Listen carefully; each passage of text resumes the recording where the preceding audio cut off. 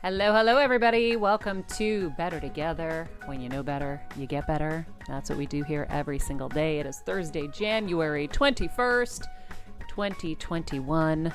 Our quote of the day: coming home to a tidy, pulled together space will help everything in your life feel the same way.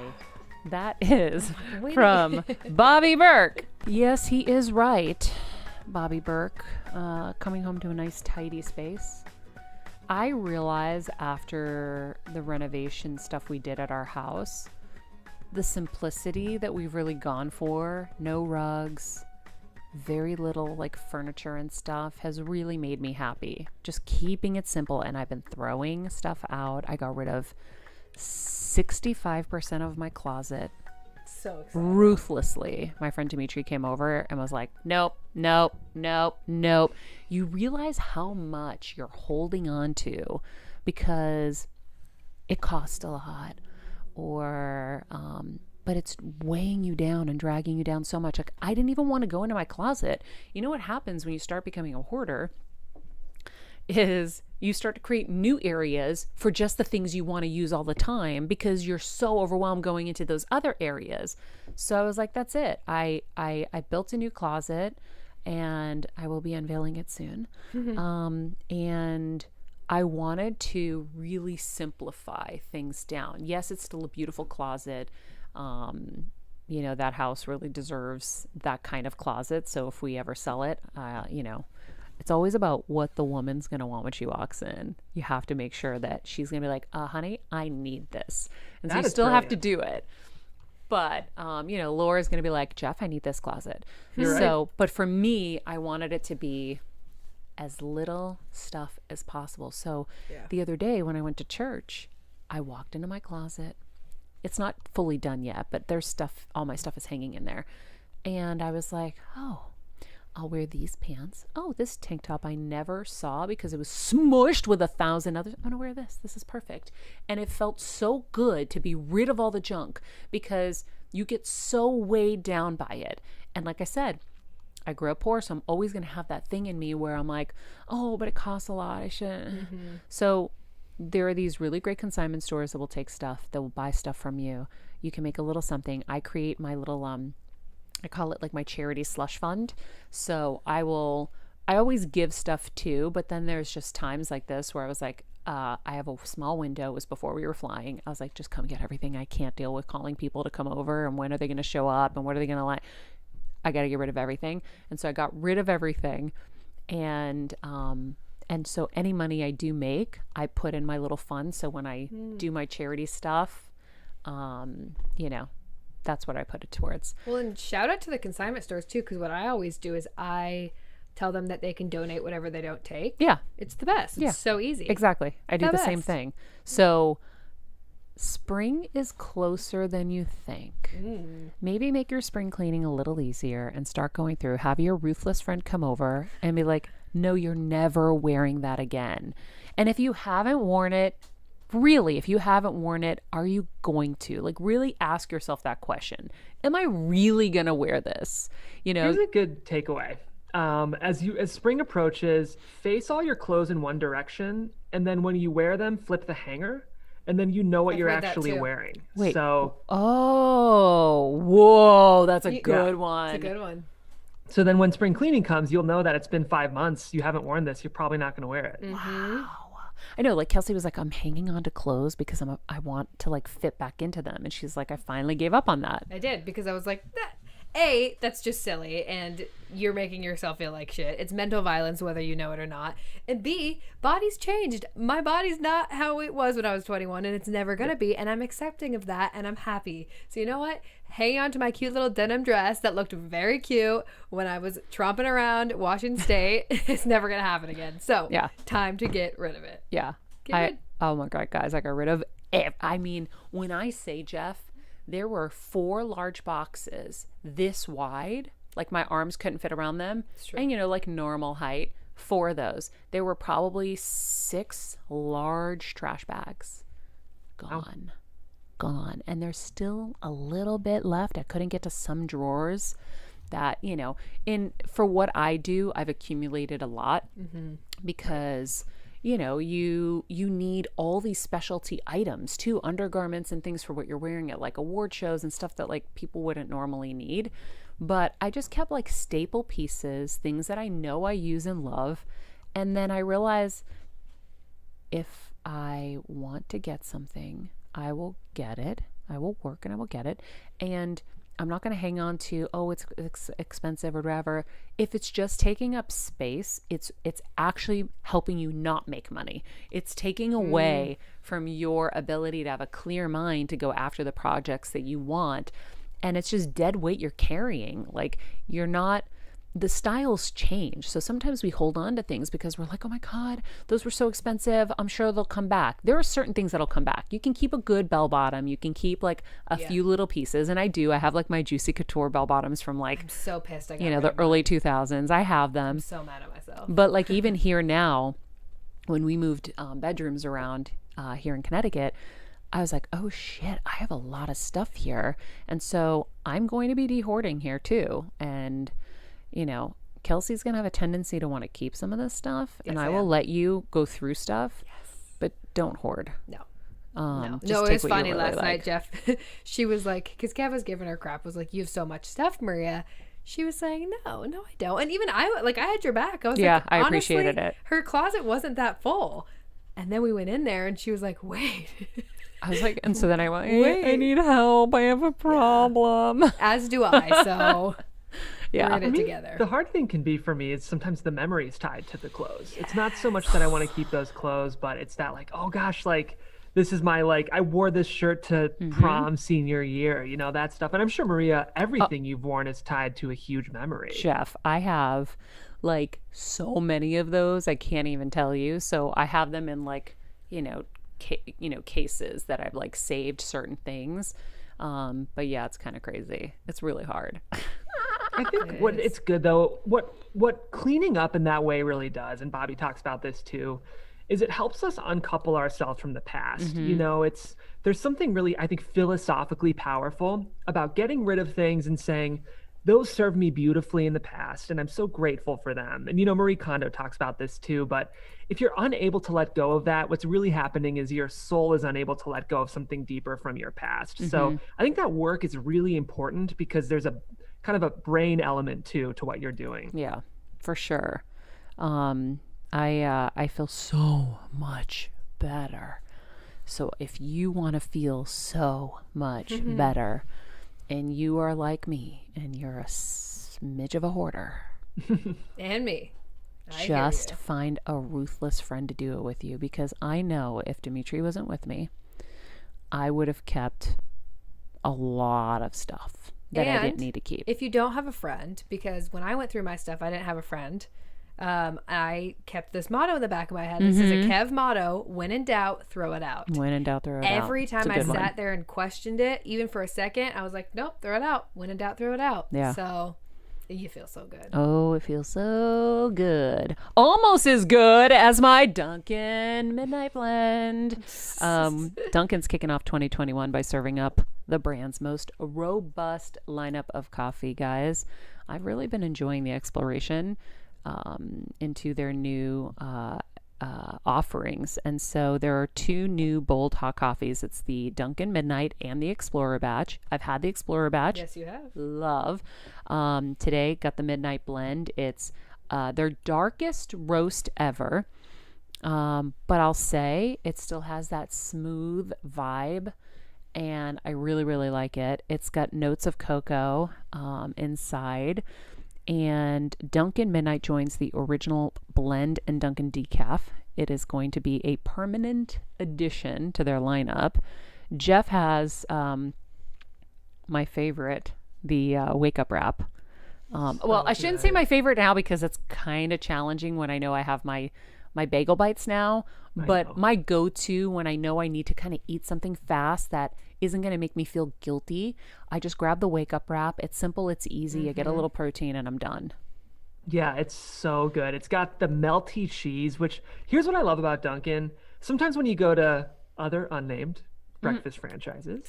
They heat up the frozen thing and they don't heat it up enough. So you're like eating it and so you like true. hit an ice cube, or like it's just not melted. And you always get the melty cheese that will like stretch as you eat the wrap. It's so good. It's prepared with egg and cheese, and it's really just a classic breakfast wrap. Simple, exactly. And it's just exactly what you want in the morning. I like to add a smidge of salt and pepper on there just for, oh geez, sorry about that. It's on silent. I don't know why this, sorry, that's weird. It's all right. You said a smidge of salt and pepper, Maria. It's on silent. Look. Yeah, that's weird. How did that just come through? That's very strange. Maybe it was God. Only God could do something or Steve like Jobs. Steve Jobs. Anyway, that is our Dunkin' break. As you guys know, America runs on Dunkin', but so does Better Together. And I do believe that me and my Dunkin' are better together. I agree. We have been since the age of 13. And never failed me. If you guys saw the social the other day, since the age of 13, I did social that Better Together, or at Dunkin', they have their little Better Together on their menu now, which Jeff had pointed that out, but I got to see it with my own two eyes. So it was very exciting. Oh, I was super excited when I got into my closet and I saw my Dunkin' sweatsuit. I was like, yay. That's a good one. Anyway, we have a great interview today with Queer Eye's interior designer, Bobby Berk, about how he parlayed a traumatic childhood into an incredible, thriving career. Went really deep with him, and there are a lot of parallels in there for the both of us, and I think you're going to enjoy this conversation, and it's something I think that's really important to share with other people, and not just people who are going through the exact thing he went through, because I went through a different version of it. It's like just kind of that theme of wanting to be accepted, wanting to be loved, and you know, and what it's like when you don't feel like you're getting that. So I hope you guys enjoy this conversation. Bobby Berk is an interior designer, author, and of course, a member of the Fab Five on Netflix's groundbreaking reboot of Queer Eye that took the world by storm. When it premiered in 2018, the Emmy-nominated host is known for his beautifully modern design aesthetic, down-to-earth persona, and heartwarming empathy that have become a hallmark of his brand. He's here today to unpack how he parlayed a traumatic childhood into an incredible career. Very inspiring stuff, guys. I'm really excited to chat with you, Bobby. How are you? Good. How are you? Good, thank you. You know, this show, we're always trying to get better in all ways, right? And I do believe we're better together. And when we share these stories, someone sees themselves in it. That's why we tell them, right? And so we were all incredibly inspired by your journey. I mean, for me, in so many ways, you know, when you kind of come from humble beginnings and then you make something so massive of yourself, it's always nice for people to see how that line kind of went. And so I just want to let you guys all know before we get into this that I have a poodle on my lap. She's making Is that her? Yeah, she's making crazy noises. Okay, so I didn't know if Kelsey had a phone that was vibrating over there, but it's my poodle snoring on my lap. I don't know how as her mother I didn't realize this, but she's snoring on my lap. Let me show you, we have a doodle. Oh my God. And here he is yesterday getting a shower. Oh, very unhappy. How cute. And then, let's see, here's his daddy hair drying him. Oh my God, that was me just the other night giving Winnie her blowout before we traveled. Oh my there God. He is, all clean. I love apricot poodles. Oh, so just, cute. Look at him on FaceTime last night. Oh my God, he kind of looks a little He's so schnauzery cute. there. Like he's got the straight hair on his face. So cute. Yeah, he's a good boy. They're everything. Well, she's a little bitch and she won't stop barking, Bobby. So she has to be with me because she will not stop barking unless me or Kelsey have her in our arms. Like it's just, so I was like, okay, I guess we just got to Connecticut yesterday. And so I'm still figuring out a rhythm with her. She's never traveled with me. And do you hear her? She's ridiculous. Yeah. No, Kelsey no, I talked don't right hear. when she snored. You'll hear her snore. Anyway, so I was like, I have to put her on my lap. This is so embarrassing. But here she is, just snoring away on me in her little PJs. So I'll unveil the PJs at the end for you so you can laugh. But back to you and your journey. You know, you grew up, it was in Missouri, right? In Missouri, yeah. I mean, Missouri. Yeah. And you know, it probably wasn't the easiest place to come out in. I think that's what I've kind of read for you. Yeah, no, I mean, I grew up in a very small religious town. There were more churches in that town than anything, literally churches across the street from churches. So everyone's life just revolved around religion. And yeah, so no, it was not the best place to grow up gay. Especially, growing up, I didn't really know what gay was. There was no internet back then. I'm Yeah. old. There was no way to look up how you were feeling back then.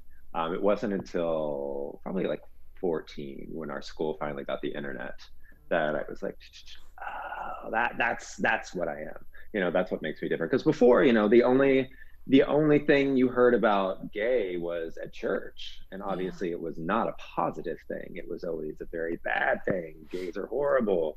So you grow up, kind of with self-hate because you know what you are and you're being told that what you are is horrible. So I think that's one of the main reasons why there's such a high suicide rate in LGBTQ teens growing up in middle America, because they're literally taught from a young age to hate themselves. Yeah. And that does a number on you. You honestly never get over that.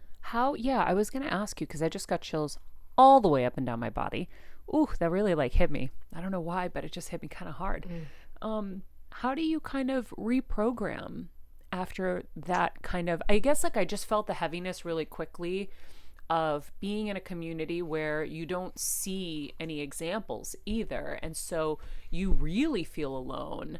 Any examples were probably hidden from you and they were probably having the similar kind of experience. But how do you unpack and reprogram yourself? Like, do you still carry that stuff today? Oh, absolutely. I have to program from that, to be honest. You can accept it and you can move on, but I don't think it's always in the back of my mind. It's that thing that always makes you second guess yourself, always think you're not worth it. I struggle with that all the time. And I know that's where it stems from is, just growing up, being told constantly that who you are, even though obviously back then they didn't know that's who I was, but I knew, I knew I was different. And even though I didn't really know what gay was, I always knew I was different. I always knew there was something, wrong with me. I mean, I remember every Sunday and Wednesday, and honestly, every single day, because I went to church every single day. I was at prayer meeting at school, before school every morning. Like the youth pastor would pick me up at 6 a.m. from home so we could go to church and pray. And I would just pray and beg to not be gay. And obviously, that didn't work. Yeah. Yeah. Well, I wonder, I don't know what your journey was like exactly telling your family. I know what happened at some point. So share with everybody kind of once you saw what you felt you were, what happened next? I didn't actually tell my family. I left home before I came out. So one day I just knew that I either needed to come out and get out, or I was going to check out. Wasn't that at like 15 you dropped out of school, right? Yeah, at 15. So it's just, I knew that I couldn't come out at home. I couldn't come out in my small town. One other kid had come out and some guys ran him off the road one night and tried to kill him. And so I knew it wasn't an option, but I also knew that it wasn't an option to continue wearing a mask every single day of my life. Like the loneliness that you feel when there's not one person in the world who knows you. Or sees you. You're literally a stranger to your family. You're a stranger to your friends because you hold this secret of literally what your identity is. And not that being gay is my entire identity, but definitely back then, it was a big deal, and so to wear that mask every single day, I get up, I put my happy mask on, I put my straight mask on, and I go to school and I go to church, and every single day you feel like a fraud and it weighs on you. And again, I think that goes back to the suicide rate of LGBTQ teens. You feel completely alone. And you're constantly reminded on a daily basis that if you do come out, that's it. You know, when you hear comments being made in the halls at school, and not just about you, just about gays in general. Um, God, I still remember we went to my high school choir. We went to Disney World to sing on the Sounds of America stage. And I remember we're in the bus and we're pulling up, and there were a group of gays walking by the bus. And I remember hearing some of the guys on the bus go, effing fudge packers. And I was like, oh, you know, so on a daily, even if it wasn't directed at me, just on a daily basis, I was reminded, oh, coming out is not an option. So at 15, I had enough, and I ran away and I left. And somebody outed me to my parents probably about 6 months after I left home. And a few years, and you know, I left and did my own thing. And Wait, you cut out a little right at that point where you said someone outed you to your parents. Then what? Someone outed me about 6 months after I left, roughly. And that didn't go over well. You know, we didn't speak for a few years after that. No. That's extremely painful. I know from my own experience, in a different way. For me, you know, marrying outside of the Greek community or dating someone outside of the Greek community or just dating in general was like a huge no-no. And when my dad found out that I was dating someone and he wasn't Greek, and really the truth was he was like, oh shit, she might be having sex. I mean, he like stopped talking to me. It was awful. We didn't speak for a year and a half. And my whole family turned on me. It was really, really painful. And so when you grow up so close to your family and loving them so much, and just because of somebody you love, which is really the same kind of energy, right?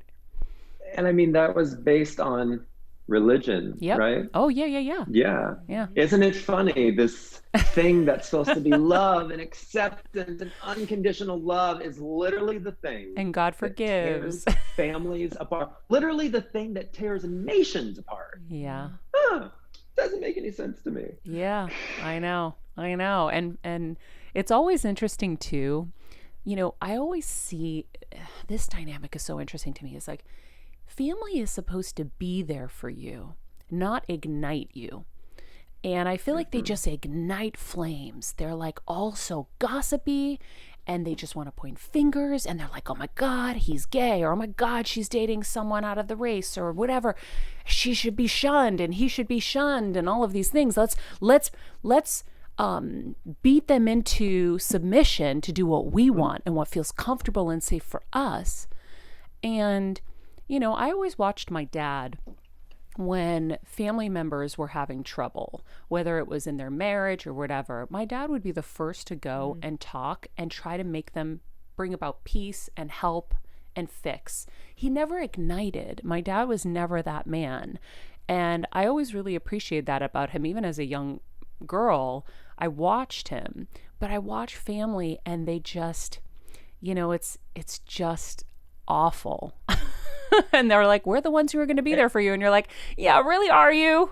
Well, and especially like with religion, you know, the church was my entire life. Yes, I get it. Entire life. Again, I was at church every day, if not twice a day. I was national champ of Bible quiz. Whoa. You know, okay. You got me. My Royal Rangers leader. Yeah. I love it when Christians try to quote the Bible to me, because I'm like, oh no, honey, trust me. I know it well. You know, I went to a Christian school growing up, and every week we had to memorize an entire chapter of the Bible and recite it in front of the school. Yeah. Wow. So, you know, church was my entire life, and I devoted everything to church. And then, you know, all of a sudden, because I finally came out as who I was, everyone turned their back on me. Everyone that was, oh, we are a family. We're here for each other. God is love. God is grace. Oh, but not to gays. Not to gays. Yeah. So what's transpired since? Because I always find that fame changes everything. Oh, you mean now how they all crawl up my ass? Yeah. Yeah. I mean, I'm like, wait, like, do you forget how you treated me? Because I didn't. I yeah. remember this very vividly. How all of a sudden do Yeah. you not remember how awful you were to Uh-huh. me? Uh-huh. You know, and I've recently cut off a large chunk of my family because I was done. You know, kind of their certain political affiliation was just the final freaking straw for me. When literally I sent them a long text one day talking about how, the current administration with only one day left, um, it's literally the Republican Party's agenda. It's public that they are trying to reverse gay marriage. I'm like, they're literally trying to reverse my marriage of 17 years. They're trying to make it where I can't adopt children. But here you guys are, you're so excited to be aunts to my kids when I have them.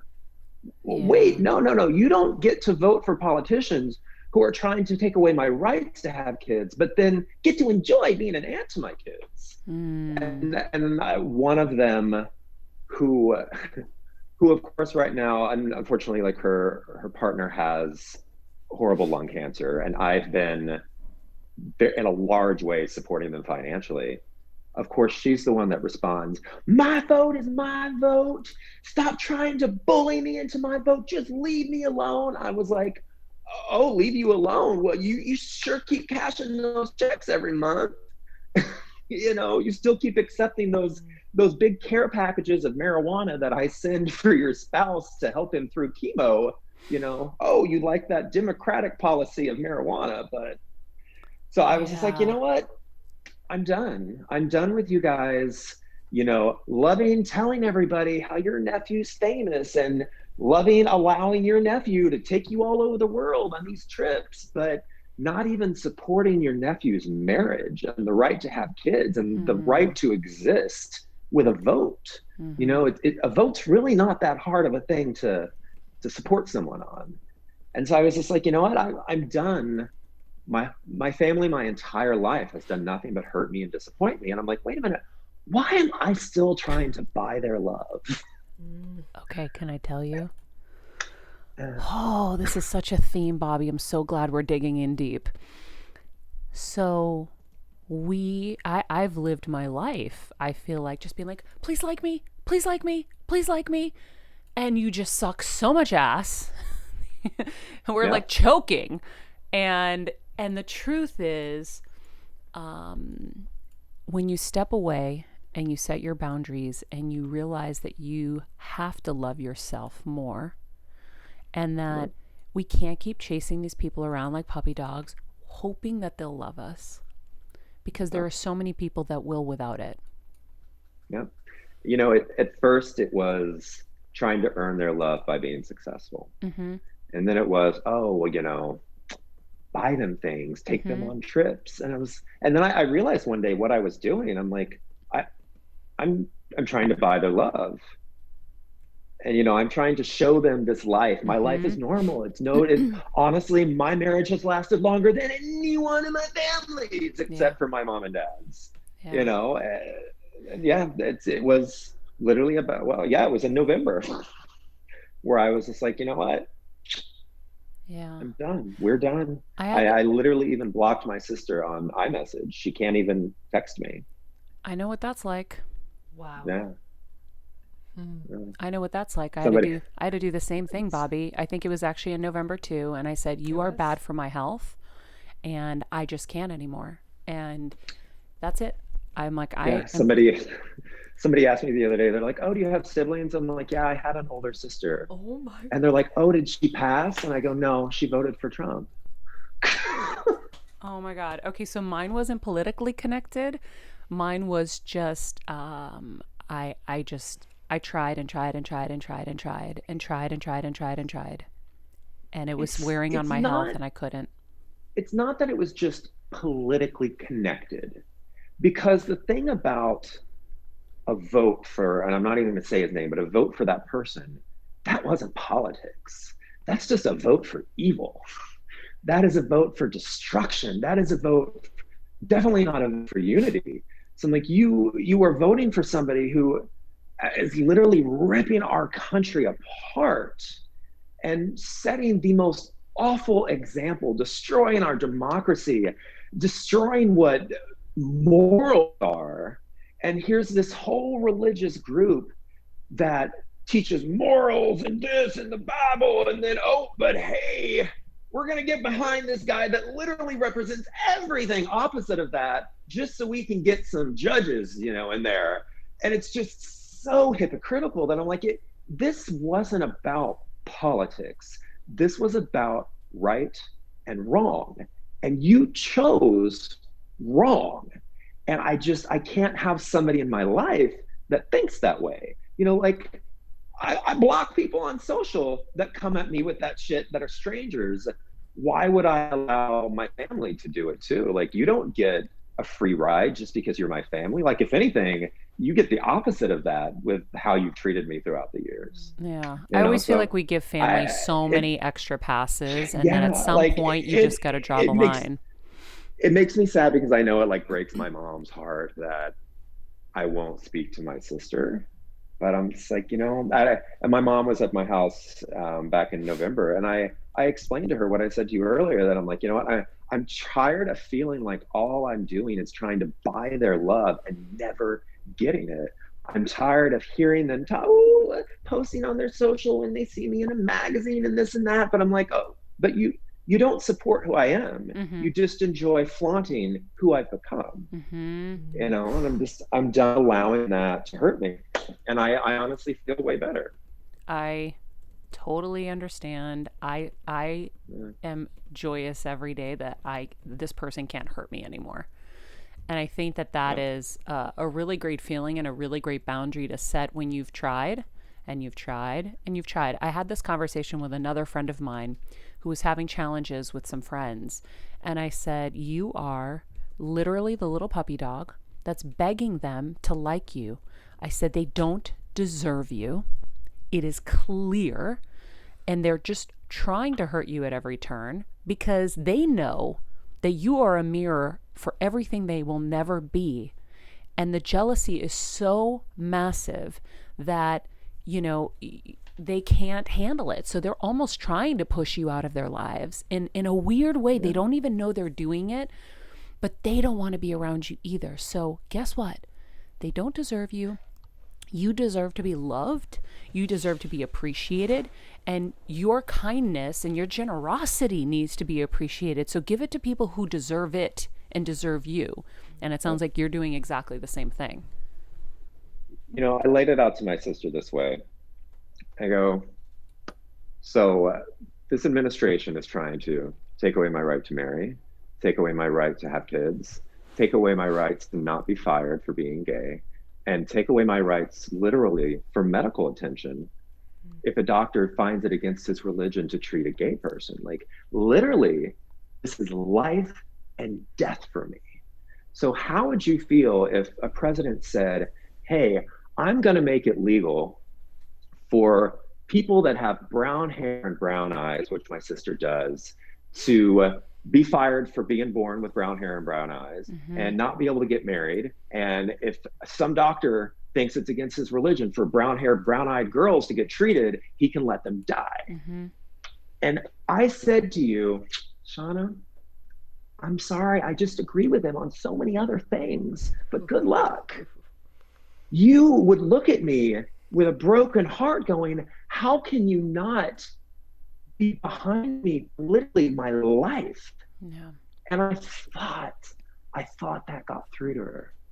And then I so stupidly looked at her Facebook the day after the election, and I was like, well, clearly it didn't get through to her. You know who it did get through to, though, is my 80-year-old dad. My 80-year-old cowboy, farmer, country boy dad. It got through to him because after the election, he said, hey, I want you to know I didn't vote for him, just for you. I didn't vote for Biden either, but I didn't vote for him just for you. Wow. And yeah, that my parents my 60 and 80-year-old parents didn't vote for him because they finally chose me over the masses, over everybody in their community of what they thought. They finally chose me. And that's why out of everybody in my family, my parents are the only one I speak to now. Wow. Wow. It's a lot. It's a lot. It's a lot when you have to beg to be loved. Mm-hmm. Yeah. Or accepted. It's Both. On one hand, I do believe they love me, maybe. But they don't love me for who I am. They don't really fully love me. Yeah. They they're love the limited. idea of me as long as they don't have to really think about fully what that means. Yeah. Wow. Yeah. Well, you took your life's challenges, you hit the road, you started getting retail jobs, started working in various businesses, and then, one thing led to another, and then you started your own company, had your own store in Soho, you made it. And now you are Bobby Berk. And now you're on Queer Eye, and you're celebrated for all the things that you were not accepted for, not loved for, and not celebrated for, which is such a beautiful full circle. And I'm sure that moment must have meant so much for you when the show premiered and you're like, wow, I'm actually, look at where I started and where I ended up. It meant a lot to me on a lot of levels, because honestly, the first iteration of Queer Eye was the very first time I saw real life gay people be successful. There were no examples before. Ellen was out, but it wasn't the same. I didn't really watch Ellen. And honestly, back then when Ellen came out, it ruined her entire career. Oh, for sure. That was something to be afraid of again. You're like, for years, and I still commend her for making that decision to do so, because it was groundbreaking. And eventually, thank goodness, she became extremely successful. But there were no examples of gay men. I mean, God, even back then, Elton John wasn't out, Yeah. So there was nobody until the Fab Five, Yeah. where they weren't playing characters. There was Will and Grace, but Sean Hayes wasn't technically even out then. And Will, I always forget his real name, but he's straight. So there was, until the Fab Five, there was nobody who was like, these are real people. They're not playing characters. Every single one of them is successful in their own career. And here they are being even more successful, showing the world who they are. And so to be able to be on a show and carry that torch was a hugely important thing to me. Yeah, I remember that because first one. That the was show amazing. meant so much to me. I still remember the very place I was when I saw that first episode, my friend Aaron's apartment down on Gold Street in the Financial District, and we're the show Queer Eye. We were all gathered around the TV watching it, and it meant a lot. Yeah. So, how did you adjust, I guess, to kind of being in the spotlight like that?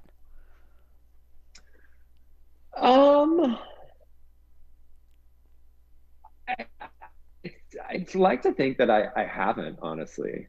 And I think that, not that the other guys have changed a lot, but a lot of the other boys have definitely embraced being in the spotlight a bit more than I have. I've been not married for 17 years, but together for 17 years, married for almost 9. And I think I keep myself grounded. I was a businessman before this. I continue to run a business when I'm not on TV. And I've kept the same friends that I've had for the last 20 years. And, I stick my toe in Hollywood a little bit, but then I'm like, go right back home. So I haven't really gotten heavily involved in the scene. Yeah. And I kind of like it that way. I keep it very separate from my real life. Yeah. I feel like you're like the grinder. Like you come in, you hustle, you do the work, and then you kind of like, you dip out. Yeah. Yeah. Probably my keeps you husband grounded. definitely keeps me very grounded and in check. Yep. Because you've been with me. Our first week dating, he used his student loan money to pay my cell phone bill because it got shut off and I couldn't text him. So we've been Aw. through ups and downs and rich and Yeah. poor, and That yeah. reminds me of So me and Kev. Me and Kev have been together, I think it's 22 or 23 years this year. oh, And yeah, he keeps me grounded and, you know, keeps me in check, which is always really nice. I have to say, I went down the rabbit hole of Make It Work with Berk, and I've learned so much. And I will say, my husband just showed up in a studio. He doesn't have headphones or a mic, but he might be able to if Kelsey can set him up.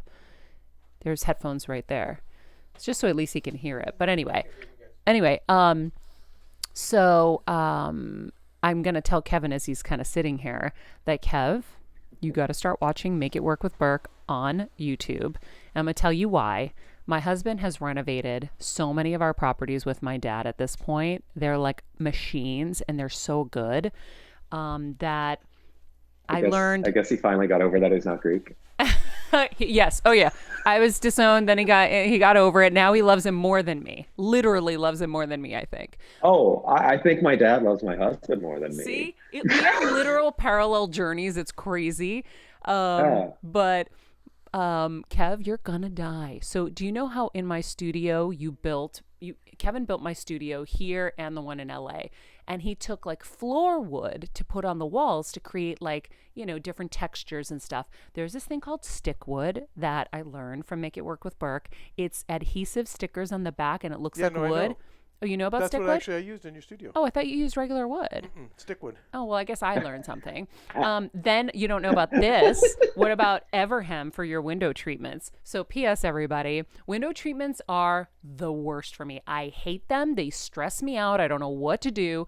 I watched this little video and now I feel like I have a total guidance to where I feel safe that I can go to Everhem and they'll help me figure out how to do my window treatments. I have a bunch that I need to do right now because my husband, he's so cute. When he did renovate our house, he tore out the very expensive shades that I had put in and threw them away. Can you tell Bobby it's because I put in even more expensive crown molding around the ceiling, so I had to remove them. Okay. Darling. All right. Darling, I love you, honey. So what's worth more? I was Ask like, him, those things are like crown molding, many thousands of dollars to replace because you get those automatic shades. Okay, and but what is the longer value? The motors themselves are $500. Right. Yeah. And I didn't realize that because I just had some put in our bedroom in LA. And I said to the company, I'm like, sadly, these are just going to get torn out in a year because we're tearing down this house and they're not going to fit in these windows anymore. But I can't live the next year without shades in here. And they're like, oh, well, at least keep the motors and we can put the motors in the new shades because the motors are $500 themselves. Yeah, like, Bobby, at least keep the motors, honey, because the motors are, now that's $1,500 more I got to spend on my shades in our bedroom. Okay, so counterpoint. Okay, here we go. Counterpoint is that they were about a decade old. Uh-huh. And I'm telling you as a homeowner, yes, it's nice to have the convenience of the mechanical shade, but I'm just going to be with you guys. We're going into real estate now. If you want expensive crown molding, that's going to last the lifetime of the house and increase the value of the home. Mm-hmm. So that's all I'm saying, and whatever. Are you trying to And you have to, and so tell tell Bobby Berk about real estate here? well, no, I'm telling you. So Bobby's going to agree with me, obviously, about what's going to increase the value of the house, but in the long-term value. I don't know. Thank you. Well, I think the curbside appeal. Agree with I think that. the curbside appeal is having the automatic shade. So there's a curbside appeal, but the overall length of the house, if you have expensive wooden crown molding, you're never taking that out. But does the shade have to interfere with the molding? No, it doesn't when it's put in after. Not having seen the space, I don't know. So Bobby's dipping out of this fight. No, it can't. No, Bobby, we can't. No, Bobby, we absolutely can put in the shades. It just had to go in after. I thought he was going to use the argument, which I would accept, of when you're doing a renovation by yourself, sometimes things just have to go because trying to keep a motor and keep them organized in the middle of a shit show is a lot. So I did understand that. Well, Bob, Mario probably won't give you the full details, but it was the one contractor that came over said he needed a year to do this renovation and 3/4 of what I wanted done. we did 100% of what I wanted to do in 3 months. So you have, I call it casualties of war. There's just things that, but for the sake of convenience. For a fraction of the budget. For 8% of this guy's budget. So I will just say, that's all I'll say, in conclusion, but I love Make It Work else. with Berk is amazing. Yes, no, but I'm in on that. But I'm going to say, so how many in on that. episodes have you done? Honestly, I don't know. I saw 7, I feel like. 5 or 7 then. Okay. Yeah. So I mean, it's just something that we've, in quarantine, not being able to leave, we're like, hey, let's just do something cute for love YouTube. It. got it. Afterwards, I think we'll do a little bit higher production value than we did, a little more in depth. Mm-hmm. But yeah, these were just some quick little fun videos because people are always sending me DMs asking me about curtains and asking me about wall treatment. So like, let's do some cute little videos. Can I give you a tip from a host, like of like the type of hosting that I do? You're an Emmy winning host of a different kind, but there's a teleprompter app that I think will change your life. So you can just buy a teleprompter app and use it on your iPhone, so your eye line is straight into camera. So the problem is I do use a teleprompter app, but I use it on my iPad because the camera on an iPad is better than that of a laptop. Yes. And so the iPad camera Is is to the all side. the way at the end. Yeah. So when you're looking into camera, your eye line is always off. I know. When I watch those, my eye line drives me crazy. I am but such Bobby- an eye line Bobby- person, so and Maria. I make the teleprompter, if I have to use it like that, I make it at the way bottom, so it's just one line, so my eyes are as close to it as possible. But anyway, I was just I Maria, have to tell him about it in case he doesn't know. But can I tell the two of you perfectionists that falls under what I call my 3% rule? There's only 3% of people that will notice, Bobby, that where your eye line is. Maria's one of them. You're one of them. No, but no one else I'm in will that know. 3% as well. I know you are. I know. I'm psycho about details. I know you are. When SNL first came back during the pandemic, and you had Weekend Update, and you had Colin Jost and Michael Che, and they were both at home, and they were clearly reading off their laptop. Mm-hmm. And Colin Jost was looking right in his camera, and Michael Che, you could tell, was reading, not looking at his camera. Mm-hmm. And I'm like, you are a professional. How do you not know about eyeline? Like, Bobby, play through. Looking at the camera, Michael. You got to play through. It kids, really play is hard through. for me because I am so. Whenever I'm doing something as a host, I'm so panicking about how is eyeline, because that's how you connect with people. And the videos are so great. You have such incredible tips. I'm like, I have to share this in case he doesn't know, because sometimes people start those and they don't know that there's like a teleprompter app. So I always just share that anyway. Another thing that I needed to ask you about was, as I do my research on everybody, you've eaten something very eclectic. Octopus balls. Something very quick. You ate octopus balls in Japan, it said. No, but they're not. Yeah, but they're not balls. Like, what are they? Eyeballs? Eyeballs? No. They're called like tataki or something. Yeah, tataki something. It's like batter and chives and like pieces of octopus chopped up. It's not like mountain oysters, if you know what those are. Oh, I thought you ate octopus balls. So I've eaten lamb balls accidentally, and as a young girl, Those and are I like think mountain that's oysters. Yeah, I think it was the source mountain of my oysters powers. are bull balls. And we sadly used to eat those as kids because I lived on a ranch, and every spring you'd catch all the little boy cows and you'd cut them off, and then they'd batter them up and fry them. But yeah, and they're chewy, right? The octopus balls, it's just a ball that has chopped up octopus in it. Oh. I wouldn't imagine octopus balls would be very big. I can't imagine. not- But when I saw that, I was laughing. I've never seen. I don't notice if I've ever noticed balls on an octopus. Mm-hmm. I think that might be like a cool trivia for our friends who watch. Like, what's the oddest, most unique thing you've ever eaten? Like, let's ask everybody. I love it. Because when I saw that, I was like, oh my God, Kelsey, he's eaten octopus balls. I've eaten lamb balls. We need to talk about that. I literally wrote octopus I mean, I've eaten a balls. lot of crazy stuff. My husband's Vietnamese. More than half my friends are Asian, and they always laugh at me that I'm more Asian than they are, because like the things I'll eat off of like the Chinese menu that they're like, I can't believe you're eating that. Like what? I'm like, why? It's good. They're like, I won't eat like coagulated duck's blood. Whoa, what? It's like blood gelatin. It's really good. Kevin's hurling. He's gonna throw up. But yeah, like there's this Chinese place that I used to go to in New York all the time, and it was like nobody spoke English. It was so authentic. It was so good.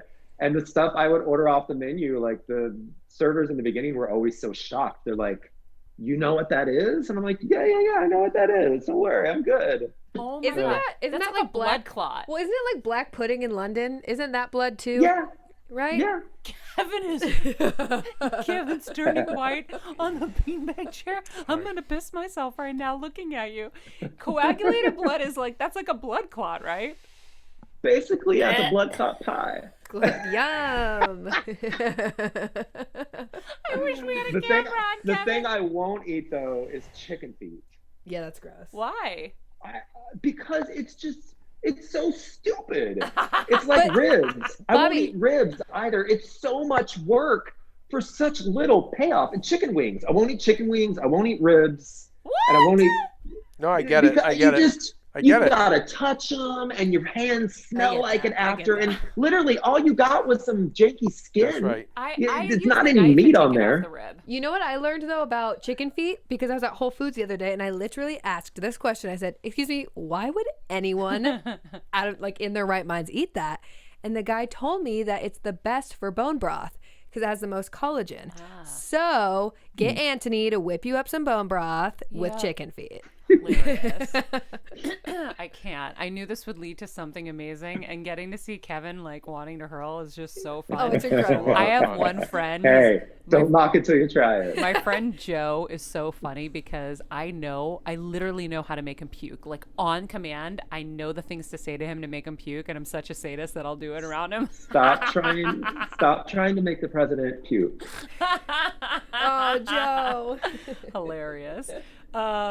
Anyhow, They sent me this box of like inauguration day party box with like cutouts of Kamala's head and Joe and my like gosh. confetti and these champagne glasses with the inauguration on them. The thing that annoyed me though is I had to pay like $60 in duties because they sent it to Canada, and I'm like, I didn't know what it was. Oh, I that's just thought funny. a friend sent me something, and so I go online and I pay UPS $60 in duties, and the next day it shows up, and I'm like, thank you for sending me this, but I just spent $60 on like some paper cutouts. hilarious. I have to ask you before we let you go, has interior design changed for you post-COVID? You know, like fashion's kind of changed so much, I feel like, in COVID. Has it changed for you? I mean, it definitely changed the fact that business just went away for a while. My firm works predominantly with builders. We don't take on a lot of personal projects. Personal projects are too much. Mm-hmm. When you're dealing with somebody that it's their home, it's an emotional thing. Totally. You become not just a designer, but you become a marriage counselor, and you Oh, become yeah. a friend. And that's, having worked in retail and owned retail store for years, like I don't want to deal. Like I don't want emotional purchases. Shout out to my designer, Kelly Ellis, who is our therapist, is our best friend, is everything. Wait, no, Kelly's my best friend. What? Oh my God. Kelly's my baby. I'm like, Oh my God. her daughter Soph was over at my house recently for dinner. Like I'm Kelly and I dying. have been friends. How long have you known Kelly? Because do you remember OC Kelly? No, yes, yeah, absolutely. Before Yeah, she cut Kelly her hair. with the long Gorgeous. hair. Yeah, she's gorgeous any that which way. You look at Kelly now and you're like, wait, that's that's what Soph calls her, OC Kelly, Oh and my now new God. Kelly. I die that you know Kelly. You know what? She's been a godsend for us. She helped us with our first renovation, and she really was just amazing. She's very special and very good at what she does. And then she Yep. helped us with this most recent one from Spain, all over Zoom, Yeah. and through I WhatsApp. was literally texting with her yesterday. I'm dying. Yeah, she's a dear friend for years. Oh my God. Okay, well then we'll all have to get together when she comes back into California. That's looking to be like the 11th of February. Shut up. Oh, good. Yeah, Well, because her and won't I be are there, I don't doing think, but a talk together for KBIS, the kitchen and bath show. We're not doing it together. We're doing it virtually. But she was texting me last night that at least we'll be in the same time zone. Is she doing it with her tiles? With her is she doing it with her tiles? With Like, tile is bar? the kitchen bath, is that for her tile collection? Does she still have that out? I don't know. I'm not sure. I know it was with tile bar. I don't know. I'm so cut off from all that type of stuff anymore. Yeah. Oh, My that's team so deals with cool. that. We have to put a link to Kelly's stuff in the summary of this because we're going to do a whole episode on how she did do everything via Zoom and how she makes everything so easy. But yeah, so Awesome. your interior design hasn't changed. I guess my last thing for you is, what is the best piece of advice you've ever gotten? Honestly, I don't think I've ever gotten great advice. But advice to myself and advice to others is to not look at failures as failures, but as lessons on your way to success. People will look at my life and be like, oh, he's successful and he's overcome all this. You just don't see all the failures that happened in between. Failure after failure after failure. And if I had been like, okay, I failed, I'm just going to go get a job and work for somebody else again, I wouldn't be where I am. But I looked at those failures as just lessons. All right, that didn't work. All right, that, caused me to be broke. But next time, I'm going to do it this way because I learned it didn't work that way. So don't ever look at failures as a failure. It's just a stepping stone. It's a lesson to help you achieve success the next time. I love it. I'm going to show you Poodle before we go. She's in her jammies. So these are her jammies. Oh, you baby. And this is I miss my dog. Vincenza. She's a little poodle bitch. So grumpy. Yeah. She's very, very moody. Oh, I love her so much. And when she's in her PJs, she just looks like a little girl with fur or hair. Oh, I love you. So cute. Yeah. Maybe you'll meet Bobby's doodle soon. Maybe. Bobby, this was such a pleasure. Meet Mono. Thank you for sharing your story and for being so vulnerable. It was amazing. Of course, my pleasure. Thanks for having me, love. Of course. Well, hopefully we'll all get together in California with Kelly at some point. I'd love to see you guys in person and yeah. Take care. Love it.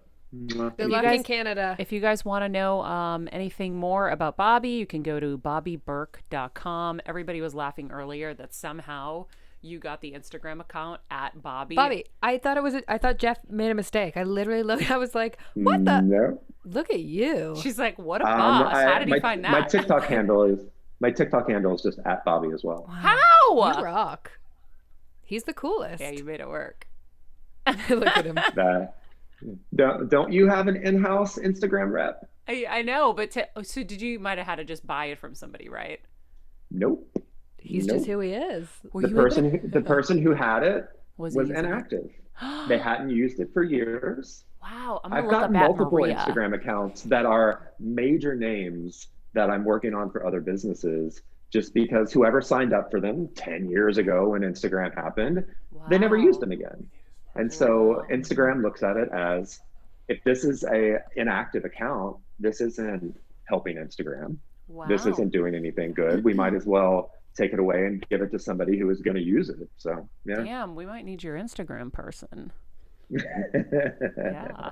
All right, Bobby, thank you so much. Have an amazing day. Thank you, Bobby. I'm Thanks, tuning in. Bobby. I'm so excited to see I can't wait to get Kevin some coagulated blood. No, we're not going to do that. But I am Yes. going to watch your show for sure. I can't wait. Make It Work with Berk on YouTube. That was so much deeper than I expected. Like, you thought, you think you're going to talk about Bobby Berk. You're like, okay, we're going to talk about, like, interior design and all that stuff. And once I go down the rabbit hole, I need to know everything. I know. He's wonderful.